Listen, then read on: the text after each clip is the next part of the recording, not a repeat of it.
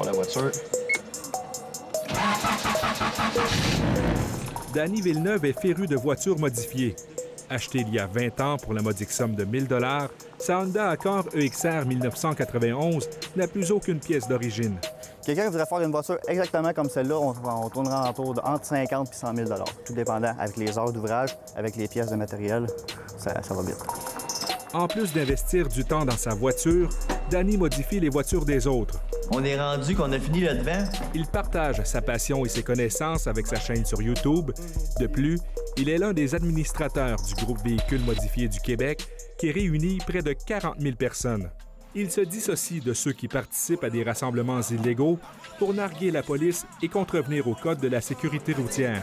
Selon lui, ils n'ont rien en commun avec les vrais adeptes de voitures modifiées. Ce qu'eux autres ils font dans le parking, c'est plus du jackass, c'est plus du niaisage, tirer des feux d'artifice les policiers, mettre le feu à des chars, mettre du feu dans... Voyons donc. Sur les réseaux sociaux, c'est le groupe 1125 Riders qui est le plus montré du doigt par les adeptes de voitures modifiées pour ces actes illégaux. La plupart d'entre eux ont des voitures de luxe ou modifiées.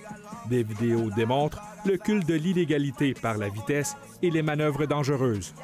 Josiane Beauchamp, qui a investi ses économies personnelles dans sa voiture, affirme que les vrais adeptes prennent plutôt un soin jaloux de leur véhicule. Il y en aurait à peu près pour facilement 30 000 $ sur mon char, que j'ai seulement depuis 2 ans. Donc, il n'y a personne qui investit 30 000 $ dans une voiture pour aller la frotter sur un garde-fou sur l'autoroute? Non, un vrai passionné, non, ça fait vraiment attention. Dans une rue qui a le moindrement les petites bosses, ça va rouler à 20, là, juste pour être sûr de ne pas trop pogner, pour pas rien accrocher, là, parce que veut pas, le moindre petit son fait mal. Myriam Lafontaine, qui est l'une des cofondatrices du groupe Car Meet Rider Québec, se désole que Véronica Gachy, 15 ans, ait été tuée le 20 mars dernier par un chauffeur qui a dérapé sur l'autoroute 40 en faisant la course. Il faut se rendre compte qu'on a l'engin de la mort entre nos mains, qu'il y a des gens alentour de nous, puis qu'un accident s'est vite arrivé.